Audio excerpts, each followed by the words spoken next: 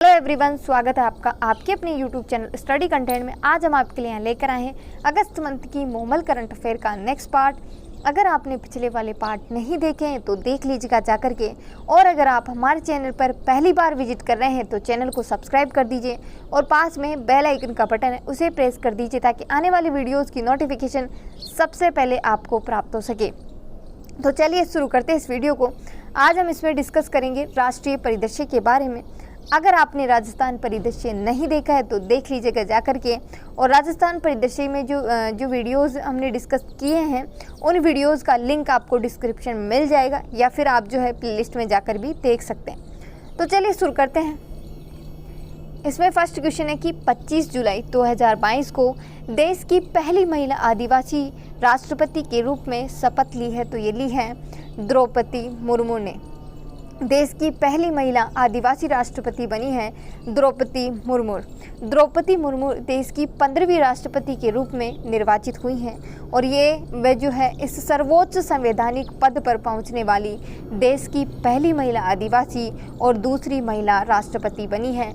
इससे पहले जो है पहली महिला जो राष्ट्रपति बनी थी वो प्रतिभा सिंह जो पाटिल है वो बनी थी, और ये दूसरी महिला राष्ट्रपति बनी है। लेकिन देश की पहली आदिवासी महिला जो बनी है वो द्रौपदी मुर्मू बनी है। ठीक है, तो ये चीज़ याद रखना, कंफ्यूज मत होना कि महिला के बारे में पूछे तो दूसरी महिला राष्ट्रपति बनी है, और देश की पहली आदिवासी की बात करें तो पहली आदिवासी महिला या आदिवासी जो बनी है वो द्रौपदी मुर्मू बनी है राष्ट्रपति के रूप में। ठीक है, अब इसमें डिस्कस करते हैं। मूमल में आज हम जो है इसके बारे में काफ़ी डिटेल में डिस्कस करेंगे, क्योंकि इससे क्वेश्चन आएगा ही आएगा। कोई से भी एग्ज़ाम में उठा करके देख लेना, आपको जो है हर एग्ज़ाम में इससे एक आध क्वेश्चन मिलेगा ही मिलेगा। तो आप इसको अच्छे से सुनिए, और इसमें काफ़ी डिटेल में बात करेंगे। आज हम द्रौपदी मुर्मू के बारे में भी डिस्कस करेंगे, और साथ में जो है राष्ट्रपति के बारे में भी डिस्कस करेंगे। ठीक है, तो हो सकता है काफ़ी लंबा वीडियो हो जाए और इन्हीं के बारे में हो जाए,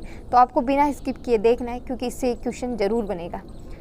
बात करते हैं संविधान के अनुच्छेद 52 से लेकर के 65 तक राष्ट्रपति के बारे में वर्णन किया गया है। संविधान के भाग 5 में और अनुच्छेद 52 से लेकर के 62 तक जो है राष्ट्रपति के बारे में डिस्कस किया गया है। ठीक है, अनुच्छेद 52 के अनुसार एक राष्ट्रपति का पद का प्रावधान किया गया है, यानी कि देश में एक राष्ट्रपति का पद होना चाहिए अनुच्छेद 52 के अकॉर्डिंग। अब बात करते हैं 21 जुलाई 2022 को एक मतगणना हुई थी। उसमें नेशनल डेमोक्रेटिक अलायंस की प्रत्याशी द्रौपदी जो मुर्मू है उन्होंने यूनाइटेड प्रोग्रेसिव अलायंस के उम्मीदवार यशवंत सिन्हा को पराजित किया है। याद रखना ये कौन सी पार्टी से, ये भी इम्पोर्टेंट है, और इन्होंने जो है किनको पराजित किया है ये चीज़ भी इम्पोर्टेंट है। द्रौपदी मुर्मू का नाम काफ़ी चर्चा में रहा, तो आपको ये तो याद हो गया होगा कि भारत की पहली महिला आदिवासी बनी है, दूसरी महिला राष्ट्रपति बनी है, राष्ट्रपति कौन है, द्रौपदी मुर्मू है। ये सारी चीज़ें नॉर्मल है आजकल। ठीक है, तो सबको याद हो जाती हैं। इनसे क्वेश्चन हो सकता नहीं भी बने, हो सकता बन भी जाए, लेकिन जो है क्वेश्चन ऐसे पूछे जाते हैं आरपीएससी और अधीनस्थ बोर्ड के द्वारा जो कि आप लोगों को नहीं आते। और ये ऐसे क्वेश्चन होते हैं कि पार्टी का नाम किसी को पता होता है, किसी को नहीं भी होता, तो आपको याद रखना है। ठीक है, नेशनल डेमोक्रेटिक अलायंस, इस पार्टी की सदस्य हैं द्रौपदी मुर्मू, और यूनाइटेड प्रोग्रेसिव अलायंस जो कि इनके जो विपक्ष में खड़े थे यशवंत सिन्हा, इनको पराजित किया है, और Yashwant Sinha United progressive alliance के उम्मीदवार थे। ठीक है, 25 जुलाई 2022 को देश के प्रधान न्यायाधीश न्यायमूर्ति NV रमन्ना ने संसद के केंद्रीय कक्ष में उन्हें राष्ट्रपति पद की शपथ दिलाई। तो आपको ये चीज़ याद रखनी है कि जो राष्ट्रपति को उनके पद की जो शपथ दिलाते हैं वो कौन दिलाते हैं, सर्वोच्च न्यायालय के मुख्य न्यायाधीश के द्वारा राष्ट्रपति को उनके पद की शपथ दिलाई जाती है। इनके बारे में काफ़ी चीज़ें इंपॉर्टेंट है, काफ़ी चीज़ें इंपॉर्टेंट है, बार बार बोल रही हूँ, इनसे कहीं से भी कुछ भी क्वेश्चन पूछा जा सकता है। 64 वर्षीय द्रौपदी मुर्मू देश की सबसे कम उम्र की राष्ट्रपति होंगी, ये चीज़ भी इम्पोर्टेंट है। ठीक है, इनके आगे काफ़ी सारे टैग लगे हैं, सबसे कम उम्र की राष्ट्रपति, पहली आदिवासी महिला, दूसरी महिला राष्ट्रपति, ये सारे टैग जो है आपको याद करने हैं।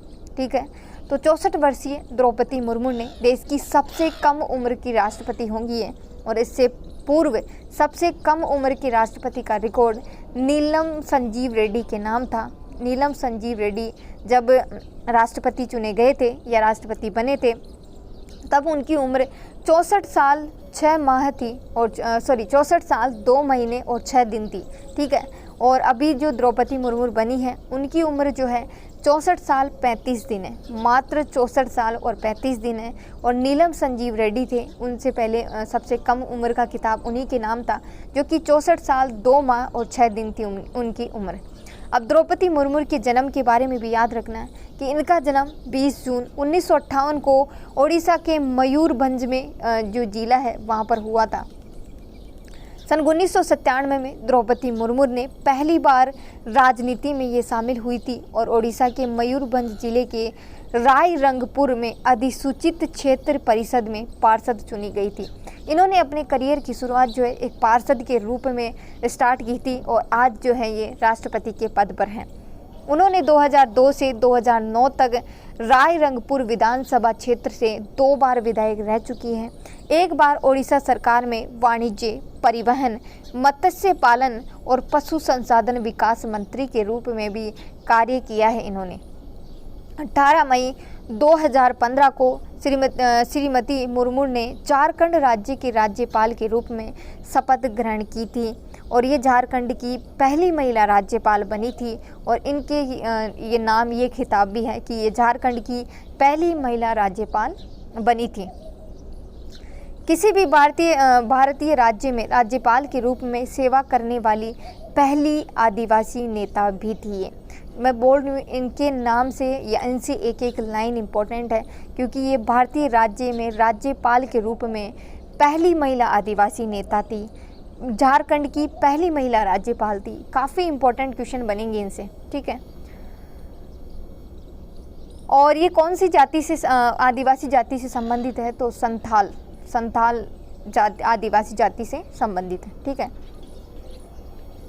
राष्ट्रपति चुनाव में कुल 4754 वोट पड़े थे, जिनमें से 4701 वोट जो है वैध थे, यानी कि इनमें वैलिड और अनवैलिड वोट होते हैं, जिनमें से 4701 वोट जो है वैलिड थे और 53 जो वोट है इनवैलिड पाए गए थे। तो गणना जो है 4701 वोटों की ही होगी।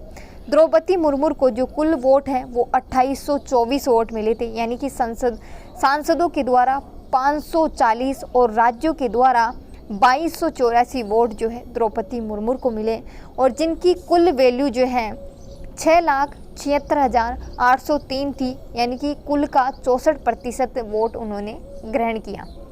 वहीं यशवंत सिन्हा को कुल 1877 वोट मिले, जिनमें सांसदों की बात करें तो 208 वोट मिले और राज्यों की बात करें तो 1669 वोट उनको मिले, जिनकी वैल्यू जो है 3,80,177 यानी कि 36% रही, यानी कि ये जस्ट डबल वोटों से जीती है, लगभग डबल ही वोट हो गए, ठीक है।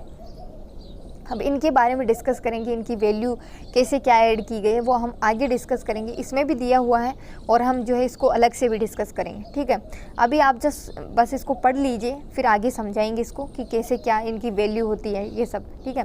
राजस्थान विधानसभा में 200 विधानसभा सीटें, जिनमें से प्रत्येक सीट की वैल्यू 129 है और राजस्थान में जो है 198 विधानसभा सदस्यों ने मतदान में भाग लिया, जिनका कुल वोट वैल्यू जो है 25,542 है। अब देखिए वैल्यू जो वैल्यू होती है वोट की कैसे निकाली जाती है। एक विधायक के वोट की वैल्यू कैसे निकाली जाती है राजस्थान में, एक जो वोट की वैल्यू है वो 129 है कैसे, तो देखते हैं। जो ये है कि राज्यों की जो कुल जनसंख्या होती है उसमें जो है भाग देते हैं राज्य की विधानसभा के निर्वाचित कुल सदस्य इंटू 1000 का भाग देते हैं, ठीक है। और फिर जो है एक विधायक के वोट की वैल्यू निकल कर के आती है। अब ये 129 राजस्थान की है कैसे, जनसंख्या की जो गणना है वो 1971 की जनगणना के आधार पर हम करेंगे। 1971 में राजस्थान की जितनी जनसंख्या थी उसको लेंगे, फिर उसमें भाग देंगे राजस्थान के विधानसभा के निर्वाचित कुल सदस्यों के, यानी कि राजस्थान में 200 जो निर्वाचित सदस्य हैं वो हैं, और उसमें इंटू करेंगे 200 को 1000 से, यानी कि राजस्थान की जनसंख्या की बात करें जो कि 1971 में थी, तो 1971 में राजस्थान की जनसंख्या कितनी थी राजस्थान की जनसंख्या थी 2,57,65,806। ये राजस्थान की जनसंख्या थी कब? 1971 में। अब इसमें भाग देंगे राजस्थान की राज्य की विधानसभा के निर्वाचित कुल सदस्यों की, यानी कि 200 इंटू 1000 करेंगे, ये हो गया 1000।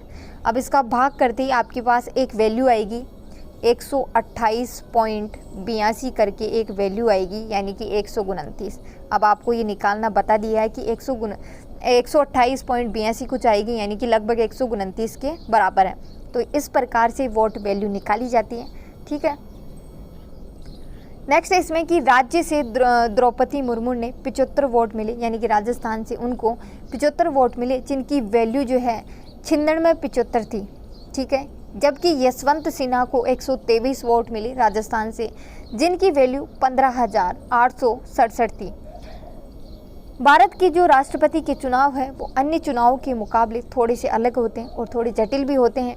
राष्ट्रपति के जो निर्वाचन में जनता सीधी भागीदारी नहीं होती है उनके द्वारा जो प्रतिनिधित्व संसद में और विधायक जो चुन करके जाते हैं वो इसमें भाग लेते हैं, और इनके चुनाव का कार्य जो है वो भारतीय चुनाव आयोग के द्वारा करवाया जाता है। अब बात करते हैं कि जो राष्ट्रपति के चुनाव होते हैं उनमें कौन कौन भाग लेते हैं और कौन कौन भाग नहीं लेते हैं। तो निर्वाचक मंडल में निम्न सदस्य भागीदारी करते हैं, और अनुच्छेद 54 में कहा गया है कि इनका जो निर्वाचन है वो कौन कौन करते हैं। अनुच्छेद 54 ये भी आपको याद रखना है। तो इनका निर्वाचन जो अनुच्छेद 54 में बात की गई है, और कौन कौन करते हैं ये चीज़ें भी डिस्कस करते हैं। इसमें जो है लोकसभा, राज्यसभा के निर्वाचित सदस्य और एमएलए, जितने भी राज्यों के एमएलए होते हैं वो इसमें भाग लेते हैं। अब बात करते हैं संसद के दोनों सदनों के निर्वाचित सदस्य, यानी कि राज्यसभा और लोकसभा के जो निर्वाचित सदस्य हैं वो दोनों भाग लेंगे। याद रखना, निर्वाचित, मनोनीत सदस्य इसमें भाग नहीं लेते। राष्ट्रपति के द्वारा 14 मनोनीत सदस्य चुने जाते हैं, और 2 तो आपके लोकसभा से हो जाएंगे और जो 12 बच गए वो आपके राज्यसभा से हो जाएंगे। और ये कहाँ से चुने जाते हैं तो ये आपको पता ही है कि साहित्य से या फिर विज्ञान वर्ग से, है ना, या सामाजिक कार्यकर्ता जो हुए, ये सब जो है आपके इसमें चुने जाते हैं मनोनीत सदस्यों के रूप में। नेक्स्ट इसमें कि राज्य की विधानसभा के निर्वाचित सदस्य, इसमें भी जो है विधानसभा सदस्य व राज्य विधान परिषदों के सदस्य जो निर्वाचित सदस्य हैं वो इसमें भाग नहीं लेते। विधान परिषद के और मनोनीत सदस्य, ये चीज़ इम्पोर्टेंट है कि कौन से भाग नहीं लेते हैं और कौन इसमें भाग लेते हैं।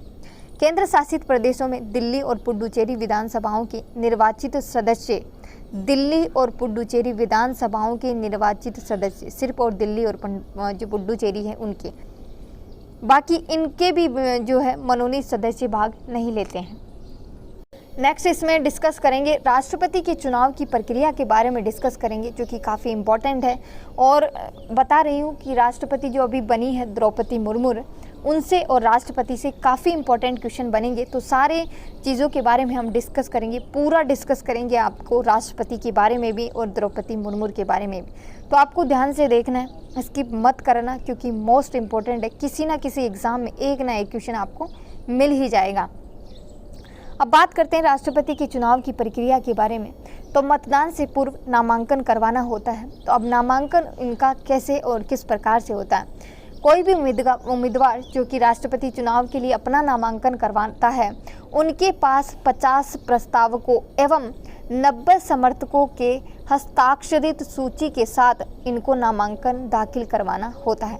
और ये प्रस्तावक और जो समर्थक होते हैं वो ऐसे ही कोई भी नहीं होता, ये राष्ट्रीय व राज्य स्तर के निर्वाचक मंडल के सदस्यों में से कोई भी हो सकता है। ऐसे किसी को भी नहीं उठाया जाएगा।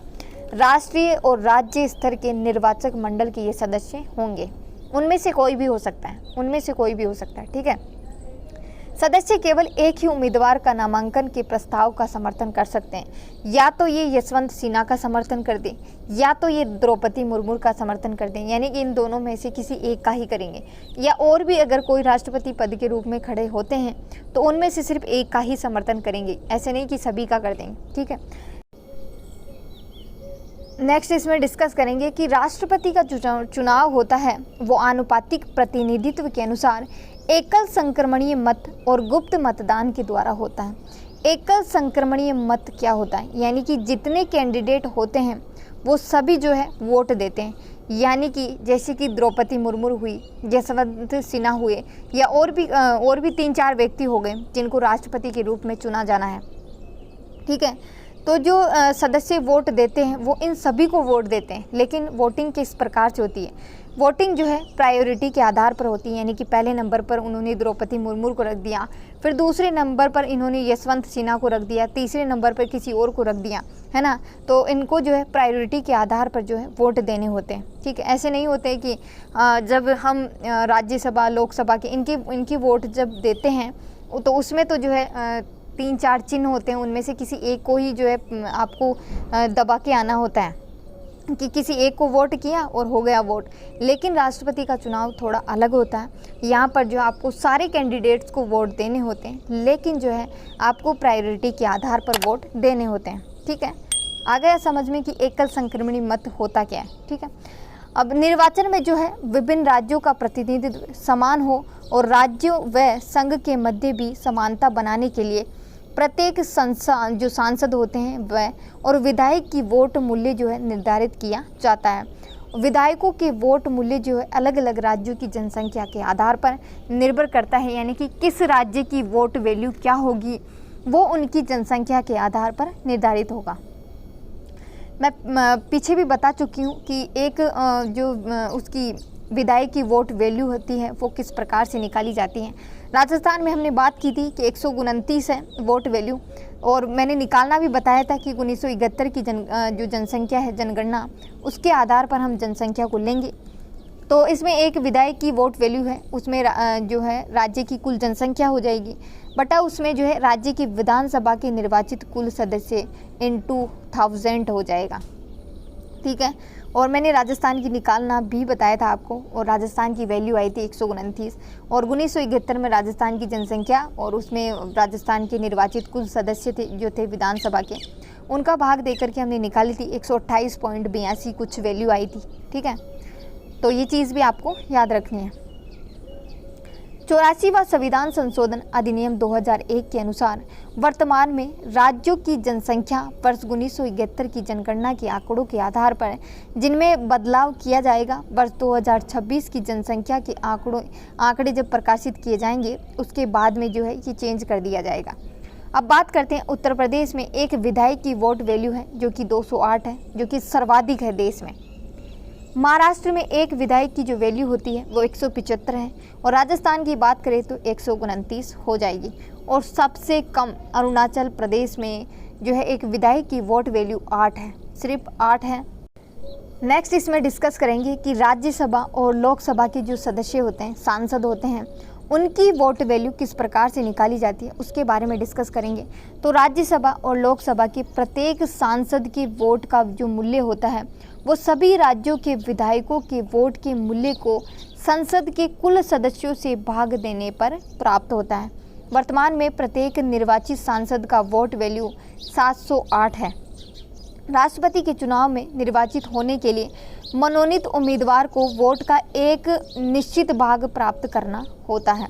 ठीक है, और चुनाव आयोग के द्वारा मतपत्रों के माध्यम से निर्वाचक मंडल के द्वारा डाले गए सभी वैध मतों का योग किया जाता है तथा जीत के लिए उम्मीदवार को डाले गए कुल वैध मतों में से 50% प्लस 1 वोट प्राप्त करना होता है। अगर 50-50 हो जाएंगे तो दोनों में से कोई जीतेगा ही नहीं, उनको जो है 50% प्लस 1, चाहे एक ही ज़्यादा लेने हो, वोट एक ही ज़्यादा लेने हो, तभी वो जीतेंगे। ठीक है, नेक्स्ट इसमें कि राष्ट्रपति चुनाव से संबंधित सभी विवादों की जांच व फैसले उच्चतम न्यायालय यानी कि सुप्रीम कोर्ट में होते हैं और उनका फैसला ही अंतिम फैसला होता है।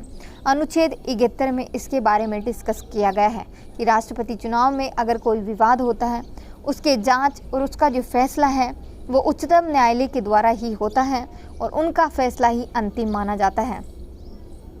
अब बात करते हैं राष्ट्रपति पद की योग्यताएं, अर्हताएं, जिन्हें अर्हताएं कहते हैं। योग्यताएं क्या क्या हो सकती? वे भारत के नागरिक हो, 35 वर्ष की आयु पूर्ण कर चुके हो। ये इम्पोर्टेंट है, ये मोस्ट इम्पोर्टेंट है, क्योंकि ये जो 35 वर्ष की आयु ये काफ़ी बार पूछी जाती है। लोकसभा का सदस्य चुने जाने योग्य हो, यानी कि उनकी योग्यता होनी चाहिए कि वे लोकसभा के सदस्य के रूप में चुने जाने हो। किसी भी लाभ के पद पर कार्य न करते हो, और निम्न कारणों से जो है राष्ट्रपति का पद जो है वो खाली किया जा सकता है। तो उनका कार्यकाल समाप्त हो जाए तो राष्ट्रपति का पद खाली हो सकता है। अगर वो अपना त्याग पत्र दे दे तो उनका पद खाली हो सकता है। अच्छा, वो त्याग पत्र देंगे किसको? तो राष्ट्रपति अपना त्याग पत्र देते हैं उपराष्ट्रपति को। ये भी इम्पोर्टेंट है। उन पर जो है महाअभियोग के द्वारा उनको हटाया जा सकता है। अगर उन पर महाअभियोग लगा दिया जाए तो भी राष्ट्रपति को हटाया जा सकता है। और महाअभियोग जो है उन पर अनुच्छेद 61 के अकॉर्डिंग जो है लगाया जाएगा। अनुच्छेद 61 में इसकी बात कही गई है कि महाअभियोग के द्वारा राष्ट्रपति को हटाया जा सकता है। यदि उनकी मृत्यु हो जाए तो भी राष्ट्रपति का पद खाली हो सकता है। यदि उसका निर्वाचन अवैध घोषित हो जाए तब भी राष्ट्रपति का पद खाली हो सकता है। ठीक है, अब इसमें कुछ चीज़ें इंपॉर्टेंट डिस्कस की गई हैं, उनके बारे में भी याद रखना है कि राष्ट्रपति का चुनाव उनके कार्यकाल का जो अंत होने वाला होता है उससे पहले ही करवाया जाना होता है, जबकि पद रिक्ति के मामले में चुनाव रिक्ति के दिन से लेकर के 6 महीने के भीतर ही जो है चुनाव का कार्य पूरा हो जाना चाहिए। वेतन और अन्य भत्ते जो है संसद के द्वारा तय किए जाते हैं और भारत की संचित निधि से ये दिए जाते हैं। इम्पोर्टेंट है कि राष्ट्रपति को जो वेतन भत्ते हैं वो भारत की संचित निधि से दिए जाते हैं। नीलम संजीव रेड्डी जो है निर्विरोध चुने गए थे, ये भी इम्पोर्टेंट है। नीलम संजीव रेड्डी, और ये भी काफ़ी बार पूछा गया है ये क्वेश्चन कि नीलम संजीव रेड्डी जो है निर्विरोध चुने गए थे। वे राष्ट्रपति के रूप में चुने जाने वाले पहले 2 बार लोकसभा के अध्यक्ष भी बन चुके थे। और नीलम संजीव रेड्डी द्रौपदी से पहले सबसे कम उम्र के राष्ट्रपति चुने गए थे, लेकिन वर्तमान में द्रौपदी मुर्मू जो है सबसे कम उम्र की राष्ट्रपति हैं। नेक्स्ट इसमें कि जाकिर हुसैन और FA अहमद का कार्यकाल के दौरान निधन हो गया। ये दोनों भी इम्पोर्टेंट है कि कौन कौन से राष्ट्रपति रहे हैं जिनका कार्यकाल के दौरान निधन हुआ है, तो जाकिर हुसैन और FA अहमद। तीसरे हैं कि केवल राजेंद्र प्रसाद जो है 2 बार भारत के राष्ट्रपति चुने गए, और पहली महिला राष्ट्रपति प्रतिभा देवी सिंह पाटिल हो जाएगी, दूसरी महिला राष्ट्रपति द्रौपदी मुर्मू हो जाएगी, पहली आदिवासी महिला राष्ट्रपति द्रौपदी मुर्मू हो जाएगी। ठीक है, ये काफ़ी इंपॉर्टेंट पॉइंट है जिनके बारे में हमने डिस्कस किया है। अब थोड़ा सा डिस्कस जो है राष्ट्रपति के बारे में भी कर लेते हैं। मैं काफ़ी जो है फास्ट में इसका डिस्कस करूँगी ताकि आपका टाइम ज़्यादा जो है इसमें वो वेस्ट ना हो, लेकिन वेस्ट तो क्या ही होगा, आपका रिवीजन हो जाएगा। ठीक है, राष्ट्रपति के बारे में डिस्कस कर लेते हैं। संविधान के भाग 5 अनुच्छेद 52 से लेकर के 62 में जो है राष्ट्रपति के बारे में डिस्कस किया गया है। अनुच्छेद 52 में कहा गया है कि भारत के एक राष्ट्रपति होने चाहिए। इसका डिस्कस अनुच्छेद 52 में किया गया है। जो भारत के राष्ट्रपति होते हैं वो संघ की कार्यपालिका के प्रमुख होते हैं। अब बात करें कार्यपालिका की, तो वो कार्यपालिका क्या होती है? राष्ट्रपति, उपराष्ट्रपति, प्रधानमंत्री और मंत्री परिषद मिलकर के कार्यपालिका बनाते हैं। बात करें इनके निर्वाचन की, तो अनुच्छेद 54 में इनके निर्वाचन के बारे में कहा गया है कि लोकसभा, राज्यसभा के जो निर्वाचित सदस्य हैं वो जो है इसमें भाग लेंगे। साथ ही जो है जो राज्य हैं इनके MLA यानी कि राज्यों के विधायक जो हैं वो इसमें भाग लेंगे। अनुच्छेद 54 में इनके निर्वाचन के बारे में कहा गया है। अब बात करते हैं इनके चुनाव की, तो ये एकल संक्रमणीय वोट पद्धति होती है, जिसमें जो है जितने कैंडिडेट वोट लेते हैं जितने कैंडिडेट राष्ट्रपति चुनाव के लिए खड़े होते हैं उन सभी को जो है ये सदस्य जो उन सभी को वोट देते हैं, लेकिन जो है प्रायोरिटी के आधार पर इनको वोट दिया जाता है कि इनको पहले नंबर पर, फिर दूसरे नंबर पर ये, तीसरे नंबर पर ये, इस आधार पर जिनको वोट दिया जाता है। नॉर्मल जो वोटिंग होती है उस आधार पर वोटिंग नहीं होती है। इनकी वोटिंग थोड़ी अलग होती है। नॉर्मल वोटिंग में तो क्या होता है कि हमें किसी भी एक को जो है वोट दे करके आना होता है, लेकिन इसमें क्या होता है राष्ट्रपति के चुनाव में आपको सभी को वोट देना होता है। आपको जो है नंबर वाइज देना होता है कि आपने पहले नंबर पर द्रौपदी मुर्मू को रखा, दूसरे नंबर पर यशवंत सिन्हा को रखा, तीसरे नंबर पर किसी और को रखा। इस प्रकार से होती है इनकी वोटिंग। बात करें इनकी शपथ की, तो सर्वोच्च न्यायालय के जो मुख्य न्यायाधीश हैं उनके द्वारा इनको शपथ दिलाई जाती है। अब बात करते हैं इनको जो है किस प्रकार से हटाया जा सकता है। तो अनुच्छेद 61 में जो है महाभियोग के बारे में बात की गई है, यानी कि इम्पीचमेंट के बारे में बात की गई है। तो अनुच्छेद 61 के अकॉर्डिंग जो महाभियोग के द्वारा राष्ट्रपति को हटाया जा सकता है। अब महाभियोग की प्रक्रिया किस प्रकार से होती है वो फटाफट से मैं आपको समझा देती हूँ। संसद जो होता है उसके द्वारा महाभियोग लगाया जाता है। अब संसद जो है राज्यसभा और लोकसभा दोनों से मिलकर के आपकी संसद बनती है। अब इसमें जो है महाभियोग की प्रक्रिया लोकसभा लगा सकता है पहले या फिर राज्यसभा, दोनों में से कोई भी पहले लगा सकता है। अब इसमें होता क्या है कि 1/4 लोकसभा के जो सदस्य 1/4 सदस्य होते हैं टोटल सदस्यों में से, वो राष्ट्रपति को नोटिस देते हैं और वो नोटिस जो है 14 दिन के बाद उसमें जो है वोटिंग होती है। 14 दिन के बाद नोटिस देने के 14 दिन के बाद वोटिंग होती है। अगर 2/3 वोट हो जाते हैं तो इस प्रस्ताव को लोकसभा से अब राज्यसभा की में जो है ट्रांसफ़र कर दिया जाता है। फिर अगर वहाँ फिर वोटिंग होती है, अगर 2/3 सदस्य वहाँ वोट कर देते हैं तो फिर जो है राष्ट्रपति को हटा दिया जाता है। ये जो प्रक्रिया है वो राज्यसभा लोकसभा दोनों में कहीं भी पहले हो सकती है। ऐसे नहीं कि लोकसभा से ही होगी फिर राज्यसभा में जाएगा, राज्यसभा लोकसभा कहीं से भी स्टार्ट कर सकते हैं।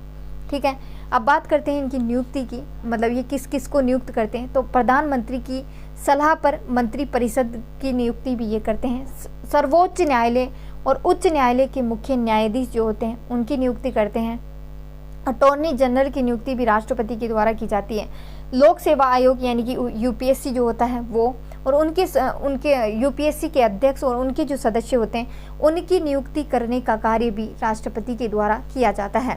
वित्त आयोग के सदस्य और जितने भी राज्य हैं भारत में उनके राज्यपालों की नियुक्ति भी जो है राष्ट्रपति के द्वारा की जाती है। राष्ट्रपति जो होते हैं संसद का एक अभिन्न अंग होते हैं और ये भारत के प्रथम नागरिक होते हैं।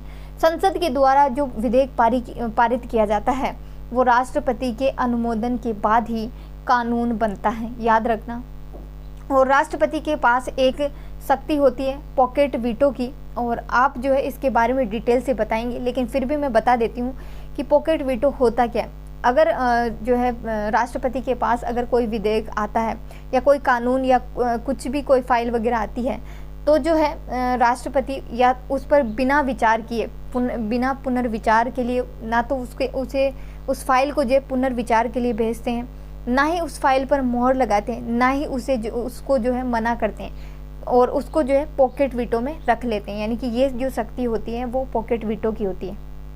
ठीक है, और अनुच्छेद 72 में जो है राष्ट्रपति जो है किसी की भी सज़ा, किसी की भी माफ़ी को जो है क्षमा कर सकते हैं, यानी कि सज़ा माफ़ करने का प्रावधान अनुच्छेद 72 में जो है राष्ट्रपति को दिया गया है।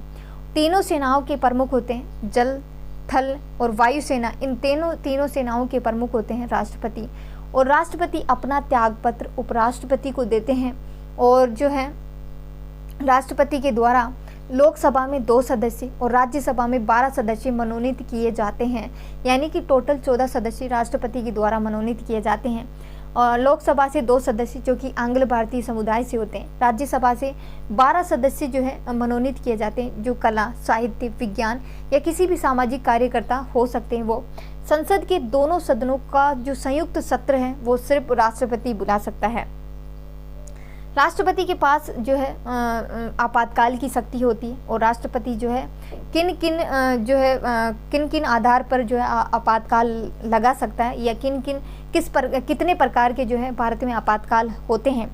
तो अनुच्छेद 52 में जो है राष्ट्रीय आपातकाल के बारे में कहा गया है और ये 3 बार लगा था राष्ट्रीय आपातकाल। और ये कब कब लग सकता है? जब युद्ध की स्थिति हो, बाह्य अगर बाहर से कोई आक्रमण करे और जो सशस्त्र विरोध हो, तब जो है ये जो आपका राष्ट्रीय आपातकाल है वो लग सकता है। अब बात करें राज्य में राष्ट्रपति शासन की, तो 356 के अकॉर्डिंग राज्यों में राष्ट्रपति शासन लगता है। और 360 में कहा गया है कि वित्तीय आपातकाल के बारे में, जो कि भारत में अब तक कभी भी वित्तीय आपातकाल नहीं लगा है। तो भारत के संविधान में 3 प्रकार के आपातकाल हैं जो कि राष्ट्रपति के द्वारा लगाए जा सकते हैं। पहला है राष्ट्रीय आपातकाल जो कि 352 के अकॉर्डिंग है। दूसरा राज्यों में राष्ट्रपति शासन जो कि 356 के अकॉर्डिंग है। और तीसरा है वित्तीय आपातकाल जो कि अनुच्छेद 360 में है और अभी तक वित्तीय आपातकाल भारत में नहीं लगा है। तो वीडियो यहीं तक है। वीडियो को लाइक करें, शेयर करें, कमेंट करना ना भूलें। ऐसी और वीडियोस के लिए हमारे चैनल को सब्सक्राइब करना ना भूले। जय हिंद, जय भारत।